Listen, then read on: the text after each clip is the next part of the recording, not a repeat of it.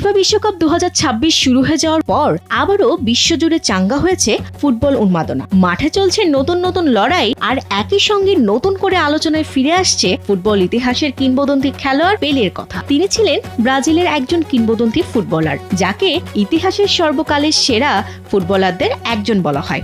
তিনি একমাত্র খেলোয়াড় যিনি ফুটবল ইতিহাসে ব্রাজিলের হয়ে 3টি বিশ্বকাপ জয় করেন। Pelé, o Zagallo, ফুটবল সম্রাট পেলের নেতৃত্বে ব্রাজিলের তৃতীয় বিশ্বকাপ জয়ের গল্প সম্প্রতি নেটফ্লিক্সে মুক্তি পায়। 1970 সালের সেই ফুটবল ইতিহাসের সোনালী অধ্যায় নিয়ে নির্মিত 5 পর্বের sports drama series Brazil 70 the third star মুক্তির পর থেকেই ফুটবল প্রেমীদের মধ্যে ব্যাপক আগ্রহ তৈরি করেছে। 70s football was so much. Portuguese ভাষার এই সিরিজটি যৌথভাবে পরিচালনা করেছেন ওটু ফিল্মসের সহ প্রতিষ্ঠাতা পাওলো মরিলি এবং তার ছেলে পেড্রো মরিলি। সিরিজটির নেপথ্য ক্রিয়েটর হিসেবে কাজ করেছেন নানা জাভিয়ের ও রাফায়েল দোনেলাস। এতে কিংবদন্তি পেলের ভূমিকায় অভিনয় করেছেন নবাগত অভিনেতা লুকাস অ্যাগ্রিকোলা।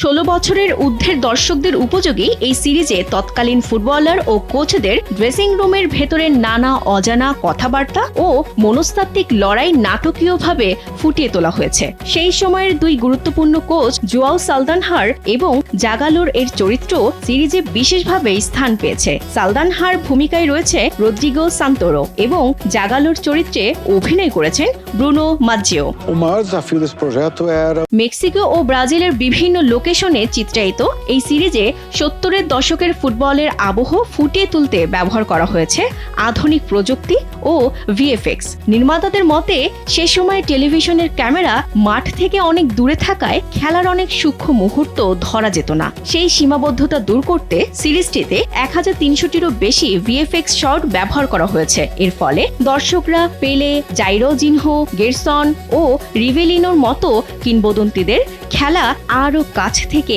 নতুনভাবে উপভোগ করার সুযোগ পাবেন। É tudo azul, não tem nada.